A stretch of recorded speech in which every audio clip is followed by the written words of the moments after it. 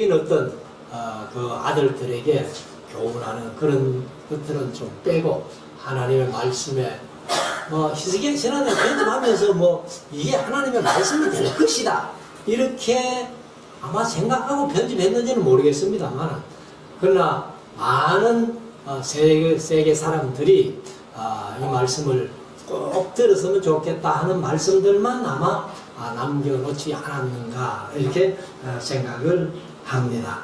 그래서 잠언서 1장 7절이 이제 미션 보통 학교에서 보통 교훈으로 많이 쓰는 말씀입니다만, 여호와를 경외하는 것이 지식의 근본이다. 그리고 또 여호와를 경외하는 것이 지혜의 근본이고 거룩하신 자를 아는 것이 명철이다. 이렇게까지 이제 잠언서에서 말씀을 하고 있는데, 오늘은 이제 잠언서 6장은 오늘 제목을 담보와 보증이라 이렇게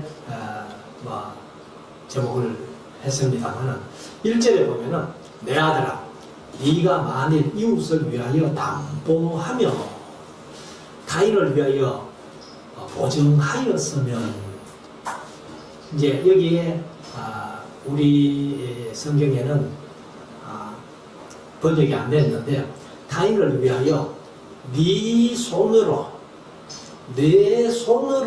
보증하였으면, 이렇게 내 손으로 하는 말이 들어가 있어요. 그래서 보증하였으면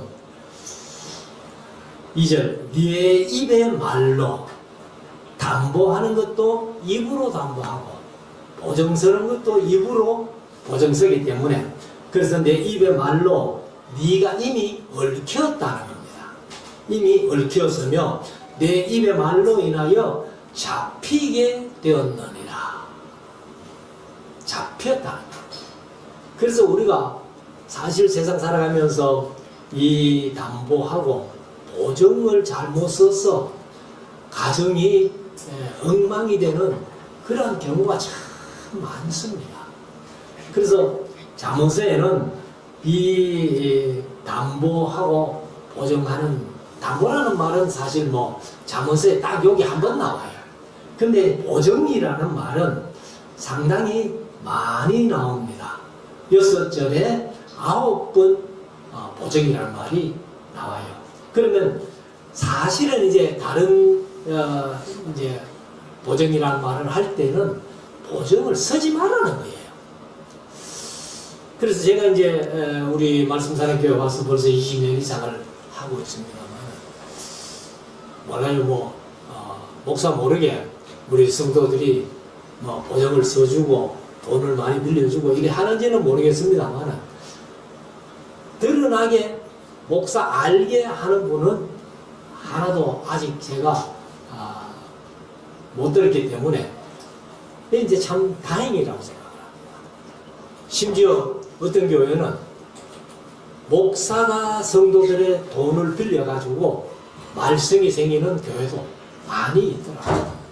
그런데 교인들끼리도 돈을 빌리는 문제, 보증 서는 문제 아마 많이 있는데, 우리 교회는 이제 그런 일이 없음을 상당히 다행스럽게 생각을 합니다. 그래서 제가 이제 수요일 저녁에 시가서를 묵상하면서 잠언을 벌써 3번째인가 이렇게 하는데, 사실은 이 보증을 쓰지 말라고 그렇게 제가 설교하면서 몇 번을 말씀을 드렸어요. 그리고 돈을 될 수 있으면 빌려주지 마라. 근데 빌려주고 싶거든 돈을 못 받는다, 우리 속된 말로 떼인다 할지라도 마음의 상처가 없고 그 사람과 원수가 안 될 만하면은 해도 괜찮지만은, 근데 보통 돈 문제는 제가 이렇게 성도들도 보니까 돈 문제 빌려주고 해서 못 받아가지고 원수되는 그런 사람들이 많이 있더라고요. 그래서 여기 절대로 보증은 하지 않는 게 좋은데, 보증이란 말을 이제 잠언서 6장 1절 오늘 말씀에 내 아들아 네가 만일 이웃을 위하여 담보하며 타인을 위하여 보증하였으면 하고 이제 보증이란 말이 나오고, 잠언서 11장 15절에 타인을 위하여 보증이 되는 자는 손해를 당하여도 보증이 되기를 싫어하는 자는 평안하니라. 이제 보정이 되는 자는 손해를 당하여도 손해 당한다는 말이에요. 그리고 보정이 되기를 싫어하는 자는 마음이 편하다는 겁니다. 그리고 17장 18절을 보면 지혜 없는 자는 남의 손을 잡고 그 이웃 앞에서 보정이 되느니라. 보정 서주는 사람은 지혜가 없다는 말이에요. 그리고 잠언서 27장 13절에 보면은 타인을 위하여 보정이 된 자의 옷을 취하라. 외인들의 보정이 된 자는 그 몸을 볼모 잡힐지니라. 보정 소져 가지고 자기 몸이 볼모 잡힌다. 그래서 다시 말씀드리지만은 우리가 신앙생활 하면서 교회 안에서 될 수 있으면 보정 서는 일, 남에게 돈 빌리는 일 없었으면 좋겠다. 3절, 내 아들아, 네가 네가라고 씁니다만은 이게 이제 내 하는 그 내도 내고 내 하는 것이 조금 문제가 길게 하면 되는데 내가 내 이웃의 손에 빠졌은즉 그러니까 이제 담보해주고 보증함으로 말미암아 이웃의 손에 빠졌다는 거예요. 빠졌은즉 이같이 하라. 어떻게 하는가 하면은 너는 곧 가서 겸손히 내 이웃에게 간구하여 스스로 후원하되. 그러니까 네가 담보해주고 보증 서줬거든 스스로 네가 잘 해결해라 그 말이죠. 근데 아무리 내가 해결하고 싶어도 상대방이 뭐 망했든지 갚아줄 형편이 안 되면 안 되잖아. 그래서 스스로 구원하되 4절 네 눈으로 잠들게 하지 말며 눈꺼풀로 감기게 하지 말고 노루가 사냥꾼의 손에서 벗어나는 것 같이 새가 그물 치는 자의 손에서 벗어나는 것 같이 스스로 구원하라. 어떻게든지 이 담보나 보증을 통해 가지고 어려움을 벗어나라 그 말이죠. 스스로 벗어나야지. 이건 아무도 해결해 줄 사람이 없다라는 것을 말씀을 하고 있습니다. 그리고 이제 6절부터는 개인이 얘기를 하는데요. 게으른 자여 개인이에게로 가서 그 하는 것을 보고 지혜를 얻어라. 사실 지혜를 얻기를 원하는 사람들, 지혜롭게 살아가기를 원하는 사람들은 아주 미물일지라도 보고 지혜를 얻는다는 겁니다. 사실 우리가 이제 개인이 얘기는 우리는 국민학교고 지금은 초등학교인데 학교 다닐 때 개미와 배짱이 이야기 때문에 우리에게도 많은 교훈을 주는 그런 얘기입니다만 여기도 보면은 게으른 자를 향해 가지고 개미에게로 가서 그 하는 것을 보고 지혜를 얻으라는 겁니다. 그래서 7절에 가면은 개미는 하고 두령도 없고 간역자도 없고 간역자는 개정은 감독으로 말했어요. 그러니까 이제 관은 관리 이런 뜻인데 간역자도 없고 주권자도 없어대. 개정은 통치자도 없어대. 그러니까 뭐 개미가 뭐 대통령 세우고 이런 게 없다는 겁니다. 없는데 먹을 것을 여름 동안에 예비하며 수수때에 양식을 먹느니라. 그래서 뭐 개미와 배짱이 얘기를 보면은 배짱이는 늘 여름에 그늘에 앉아가지고 뭐 노래 부르고 하다가 겨울 때 가지고 먹을 거 없으니까 개미집 얻어가는 그런 얘기를 우리가 이제 알고 있습니다만 여기 개미는 여름 동안에 부지런히 더위를 무릅쓰고 이제 먹을 것을 예비해놨기 때문에 겨울을 지나도 전혀 문제가 없다고 말이죠. 자, 9절 게으른 자여 네가 어느 때까지 눕겠느냐. 눕겠느냐 누가 있겠느냐 그 말이죠. 네가 어느 때까지 잠이 깨어 일어나겠느냐. 그러니까 계속 지금 잠자리에서 일어나지도 않고 있다는 거예요. 그래서 10절에 가면은 좀 더 자자, 좀 더 졸자, 손을 모으고 좀 더 눕자 하면 이제 게으르기 때문에 일어나기 싫은 거예요. 그렇게 하면은 11절 뇌 빈궁이 가난이 궁핍이 그 말이에요. 빈궁이 강도같이 오며, 강도같이 온다는 건 말이 무슨 말일까요? 자기도 모르게 온다는 말이에요. 강도가 오는 줄 알면은 예수님 말씀하신 대로 지키면 되잖아. 그런데 강도가 뭐 내 강도가 강도질 하러 갈게 이렇게 선포하고 오는 사람 없잖아요. 그러니까 이 게으른 사람은 자기도 모르게 가난하게 주고 빈궁하게 된다. 그래서 네 빈궁이 강도같이 오며 네 곰핍이, 사실 이제 곰핍이나 빈궁이나 거의 같은 말인데, 근데 이제 히브리어 단어는 달라요. 빈궁이라고 하는 것은 레쉬라는 말인데 가난, 궁핍 이런 뜻이고, 곰핍이라고 번역된 것은 마흐소르라는 말인데 소용, 필요한 것, 부족, 결핍, 빈곤, 거의 비슷한 말이죠. 그래서 내 곰핍이 군사같이 이르리라. 그러니까 이제 군사같이 이른다는 것도 전쟁을 할 때에 확 이렇게 몰려오잖아요. 그러니까 이 게을러서 좀 더 자자, 좀 더 눕자, 손을 모으고 좀 더 누워 있자 할 때에 가난과 이제 빈곤과 곰핍이 이렇게 온다는 겁니다. 그래서 우리가 개미에게도 배울 점이 있다는 것을 솔로몬이 얘기를 한 거예요. 12절 불량하고 악한 자는 그 행동에 괴유한 입을 벌리며, 그 이제 괴율이 뭐냐면은 개역개정은 구부러짐 이렇게 번역을 했어요. 이제 비뚤어짐, 부정직함, 사악함 그것을 얘기를 하는데, 그래서 입을 벌린다는 것은 말을 한다는 거죠. 그래서 구부러진 말을 하는 거예요.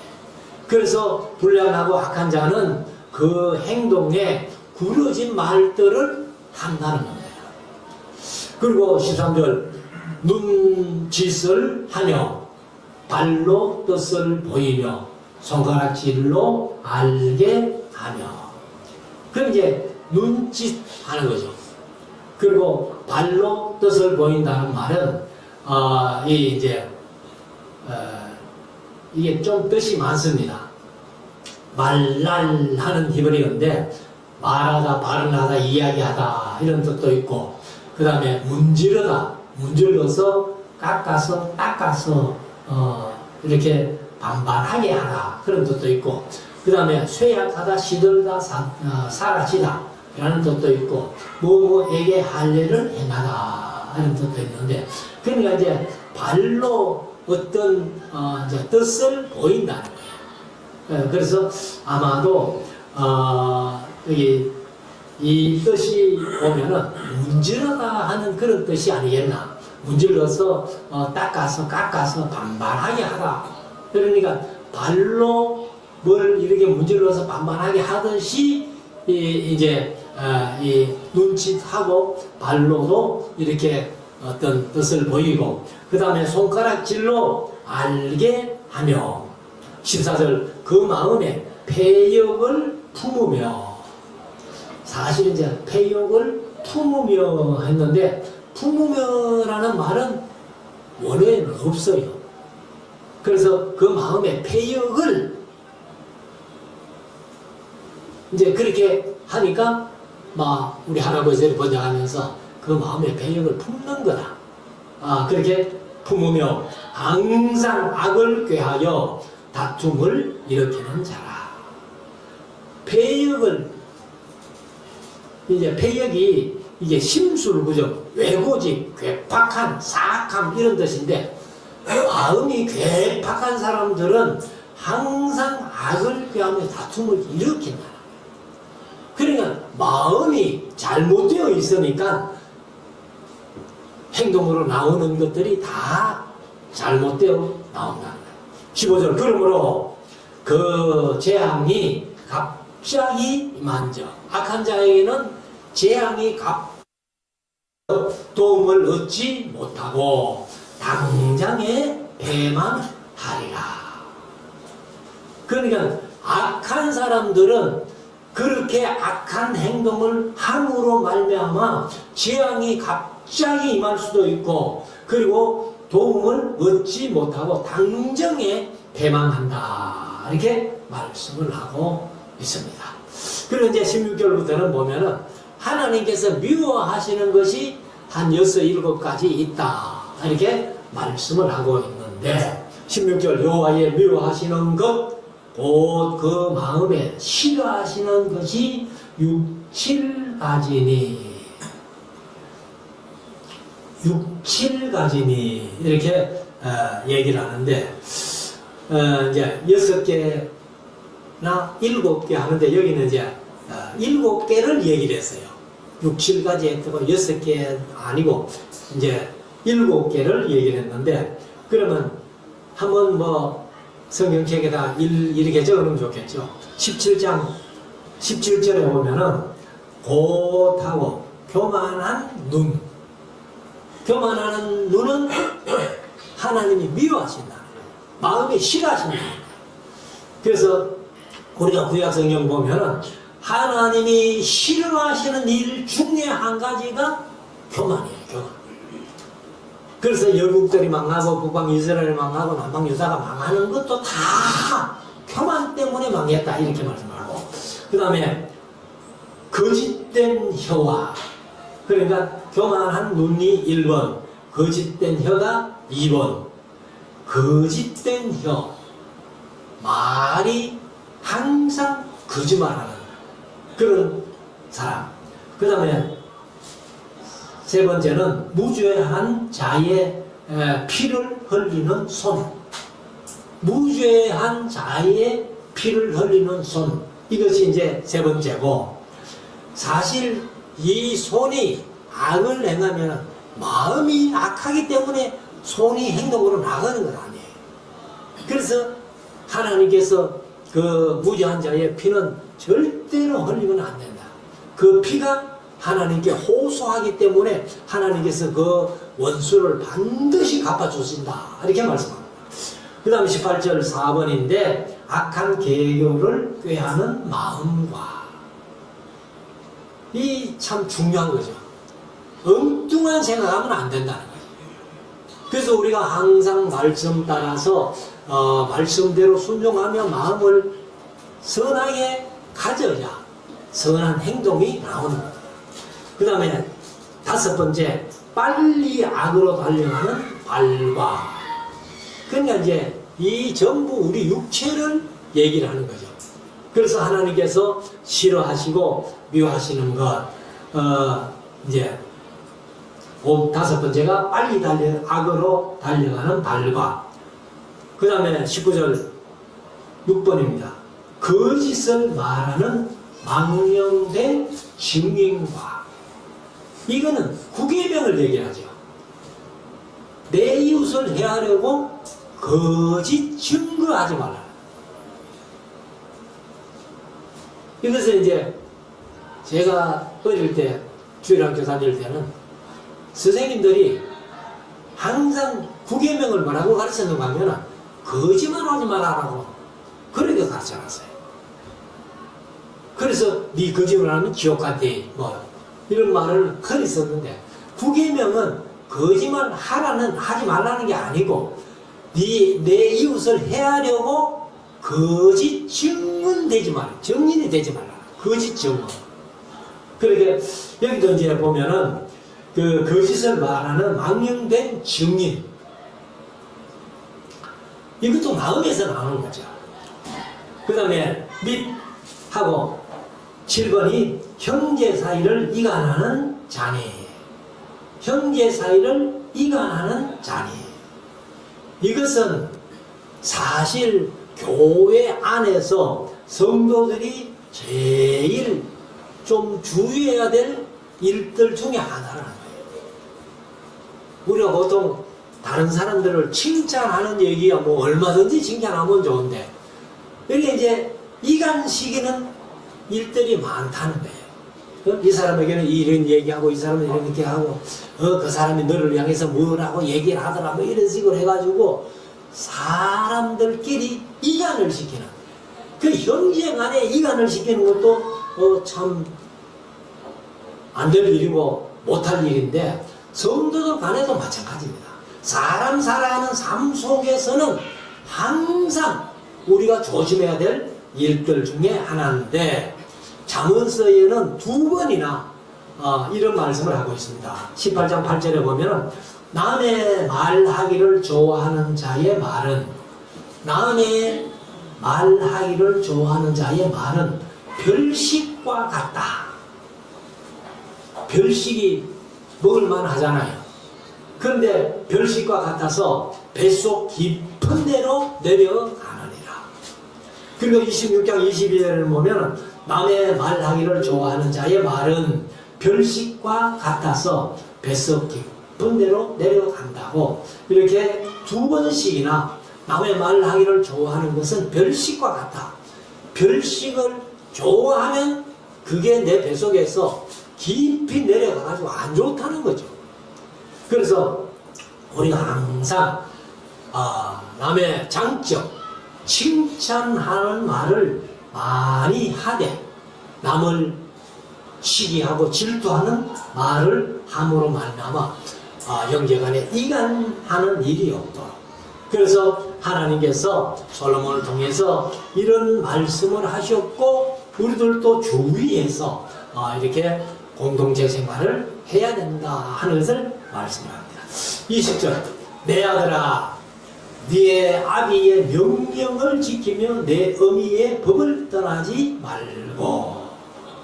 이것은 이제 5장에서도 그런 표현을 했습니다만, 내 아비의 명령을 지키며 내 어미의 법, 어미의 법이 토라입니다. 토라. 그게 율법이에요. 율법. 그러면 이게 이제 율법으로 기록됩니다만은, 사실 시편 119편이나 시편 19편에 보면은 하나님의 말씀을 여러 가지로 표현해놨거든요. 그 여러 가지로 표현해놔도 지금 66권 성경 말씀으로 다 통일시켜도 전혀 이상이 없습니다. 그래서 하나님의 말씀을 떠나지 마라, 이렇게 우리가 정리할 수 있겠습니다. 21절, 그것을 아비의 명령과 어미의 법을 그것을 항상 내 마음에 새기며 내 목에 매라. 마음에 새기며 내 목에 낼 말씀이 바로 신명기 6장 4절 이하의 9절까지 말씀을 합니다만, 여기도 네 아비의 법이나 명령이나 어미의 법을 항상 마음에 새기고 내 목에 매라, 이렇게 말씀을 하고 있습니다. 그래서 우리가 이 세상 살아가면서 항상 남의 잘못된 것을 자꾸 주워와가지고 이렇게 밥 먹을 때마다 사람들 이제 식구들끼리 앉아가지고 누구는 이게 뭐 어떻고 저떻고 자꾸 얘기를 하면서 이렇게 하면은 안 좋다는 겁니다. 그래서 사실은 이제 남의 칭찬도 너무 칭찬을 하다 보면은 잘못하면 마귀도 칭찬할 수 있다는 거예요. 그럼 우리가 마귀는 지가 아무리 잘하는 것 같아도 성도들의 입을 통해서 마귀를 칭찬할 수는 없잖아요. 근데 마귀는 궁극적으로는 다 망하게 하는 겁니다. 그렇기 때문에 절대로 그런 이제 마귀까지 칭찬하는 그런 일은 없어야 된다. 자, 22절. 그것이 너의 다닐 때에 너를 인도하며 그것이 뭐예요? 바로 아비의 명령, 어미의 법. 그것이 너의 다닐 때에 너를 인도하며 너의 잘 때에 너를 보호하며 너의 깰 때에 너로 더불어 말하리니 대저 명령은 등불이요 아비의 명령은 등불이라는 거예요. 캄캄한 밤에 등불만 있어도 우리가 길을 이렇게 바로 갈 수 있잖아요. 그래 등불이요. 법은 여기 이제 어미의 법을 얘기를 했는데 아무튼 법은 빛이요. 훈계의 책망은 생명의 길이라. 그래서 히브리서 13장에 보면은 아들은 성실히 징계한다는 거예요. 그러나 사생자는 징계할 필요 없다라고 그렇게 말씀하고 있지 않습니까? 그래서 아비의 명령과 어미의 법이 우리의 등불이고 빛이고 훈계의 책망, 아버지 어머니로부터 때로는 우리의 어떤 스승이나 우리가 존경하는 사람으로부터 훈계의 책망을 듣는 것은 생명의 길로 가는 것을 여기에 말씀을 하고 있습니다. 그래서 우리가 항상 법을 명령을 그리고 이제 훈계의 책망을 아마 좋아하면서 듣는 것이 우리에게 큰 유익이다. 24절 이것이 너를 지켜서 법과 명령 훈계의 책망 이것이 너를 지켜서 악한 계집에게 이방 계집의 혀로 호리는 말에 빠지지 않게 하리라. 아비의 명령이나 어미의 법이나 훈계의 책망을 통해서 우리가 음녀에게 안 빠진다는 거예요. 그래서 25절에 내 마음에 그 아름다운 색을 탐하지 말며 아름다운 색 했는데 그 이제 아름다움이 바로 미잖아요. 미. 그래서 여기 이제 색하는 것은 사실 이제 우리 할아버지들이 앞에 24절에서 호리는 이방 계집이나 이제 음녀나 이런 호리는 말에 빠지지 말라 했기 때문에 뒤에 가면은 아름다운 색을 이렇게 번역했는데 그냥 아름답다 하는 뜻이에요. 아름답다. 요피 하는 말이 아름다움 혹은 미가 바로 아름다움을 미자로 쓰니까 아름다움이죠. 그래서 이제 아름다움을 탐하지 말며 눈꺼풀에 흘리지 말라. 사실 이 말씀을 보면 몰라요. 여자들이 눈꺼풀로 어떻게 남자를 허리는지 모르겠습니다만 눈꺼풀이 껌뻑껌뻑하면은 그게 윙크잖아요.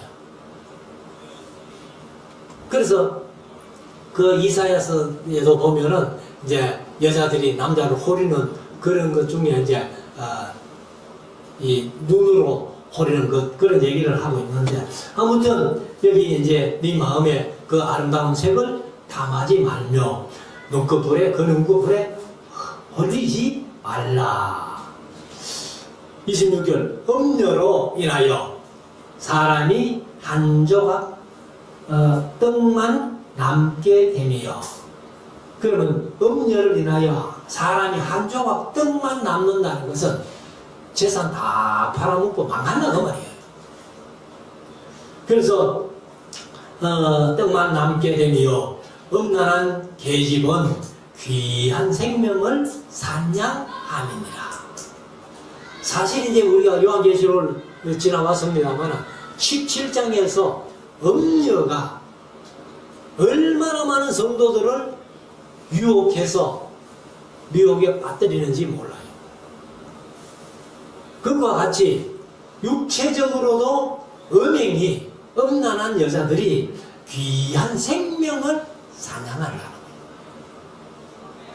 그래서 우리가 세상 살면서 음녀에게 속아가지고 늘 그렇게 방탕한 생활을 하게 되면은 사실 우리가 영원한 천국 갈 수 없잖아요. 그 생명이 사냥을 당하는 거예요. 27절 사람이 불을 품에 품고야 어찌 그 옷이 타지 않겠느냐. 그런데 불을 품에 이렇게 품으면 어떻게 돼요? 옷이 타지요. 살이 뒤지요. 그래서 28절에 사람이 숯불을 밟고야 어찌 그 발이 되지 아니하겠느냐. 음녀나 어리는 계집을 따라가는 것이 이와 같다는 거예요. 그래서 29절 남의 아내와 통관하는 자도 이와 같을 것이라. 물론 그를 만지기만 하는 자도 죄 없게 되지 아니하리라. 그러니까 남의 여자를, 예수님은 이거보다 더 심하게 말씀하시잖아요. 여자를 보고 음욕을 품는 자마다 이미 간음했다. 그래서 여기도 보면은 남의 아내와 통관하는 자도 숯불을 품에 품는 것 같이, 그 다음에 숯불을 발로 밟는 것 같이 자기 몸에 그 해를 받는다는 거지. 그리고 그가 누구요? 남의 아내를 만지기만 하는 자도. 그러면 스킨십을 하지 말라는 얘기는 아니고, 이게 또 이제 마음에 엉뚱한 생각을 가지면서 만진다면은 똑같다는 얘기. 예수님의 말씀이 바로 그런 말씀이죠. 그래서 30절에 도둑이 만일 줄일 때에 배를 채우려고 도적질하면 사람이 그를 멸시치는 아니하려니와 들키면 7배를 갚아야 하리니 심지어 자기 집에 있는 것을 다 내어주게 되리라. 그래서 우리가 이제 이 성경에도 보면은 배가 고파서 남의 곡식밭에 가가지고 곡식을 손으로 비벼 먹는 거는 죄가 아니에요. 그냥 낯을 들고 가서 배우면 그거는 죄가 된다. 배가 고파서 포도밭에 가가지고 포도 손으로 따가지고 입에 먹는 거는 괜찮아요. 근데 우리 한국에는 그것도 안 되죠. 저희들 어릴 때만 해도 뭐 남의 과수원에 가가지고 사과 몇 개 따먹는 거, 그래 들키워도 뭐 주인들이 대주름 하고 막 한마디 하고 끝나지, 그걸 뭐 고소해가지고 뭐 그렇게는 안 했는데, 요즘은 남의 물건 손댔다 하는 당장 고발당하는 거예요. 어렵다는 거예요. 그만큼 아마 사람들의 정이 식은 것 같다, 이렇게 생각을 하는데, 그래서 히브리인들이 랍비들이 한 교훈을 보면은, 어떤 사람이 배가 고파서 우리 집에 빵을 훔치다가 들키었다. 그런데 빵을 훔치다가 들키었으면 훔친 사람도 부끄럽지만은 훔치러 올 때까지 가난한 이웃을 돌아보지 않는 사람도 부끄럽게 생각해야 된다. 그래서 뭐 경주 채비자 얘기를 많이 합니다. 200리 안에서는 굶는 자가 없도록 해라. 그래서 최부자가 300년을 그 부를 유지했다는 거 아니에요. 자, 32절. 부녀와 간음하는 자는 무지한 자라. 이것을 행하는 자는 자기의 영혼을 망하게 하며.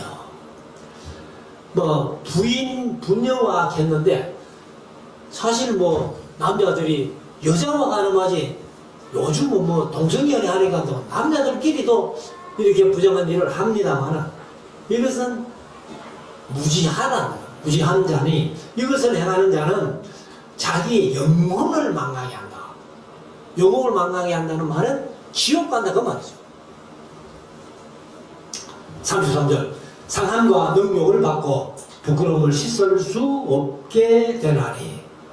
부녀와 여인들과 간음하는 자는 상함과 능욕을 받고 부끄러움을 씻을 수 없게 되나니, 그 남편이 투기함으로 분노하여 원수를 갚는 날에 용서하지 아니하고. 그러면 여기 이제 부녀라고 얘기를 했는데, 이 이제 부녀가 사실 히브리어로는 이시야거든요.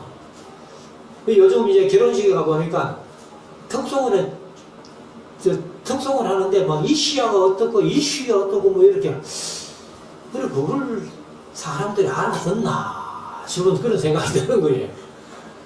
그래 이제 우리 교회는 제가 이제 언어를 자주 얘기하기 때문에 이시라는 여인이면서 아내도 돼요. 아내, 부인, 여인 다 됩니다. 그리고 이시는 남자.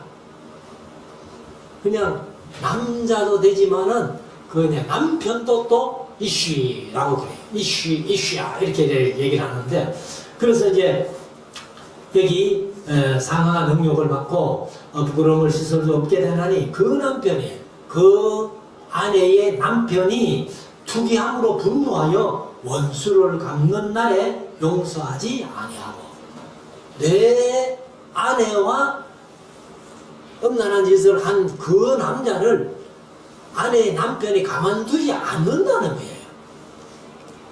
마지막 35절 아무 벌금도 돌아보지 아니하며 많은 선물을 줄지라도 듣지 아니하리라. 부인을 잘못 건드렸는데 그 부인의 남편에게 많은 돈을 주면서 용서를 구해도 안 된다는 거죠. 그리고 얼마나 많은 선물을 갖다 줘도 안 된다는 거예요. 그래서 우리가 이 세상을 살아가면서 이제 자문서에 보면 또 다른 말씀이 뭐냐면 지난번에 우리가 5장에서 묵상을 했잖아요. 젊어서 귀한 아내를 즐겁게 하면서 그것으로 만족해라 하는 것을 말씀을 하고 있습니다. 그래서 우리가 이 말씀을 보면서 잠언을 통해서 우리에게 지혜를 주는 말씀들 우리가 잘 익혀서 이 세상을 살아가면서 지혜롭게 의롭게 공평하게 정직하게 살아 하나님의 뜻을 이루어가는 우리 모두가 될 수 있기를 주의 이름으로 축원합니다. 기도드리겠습니다.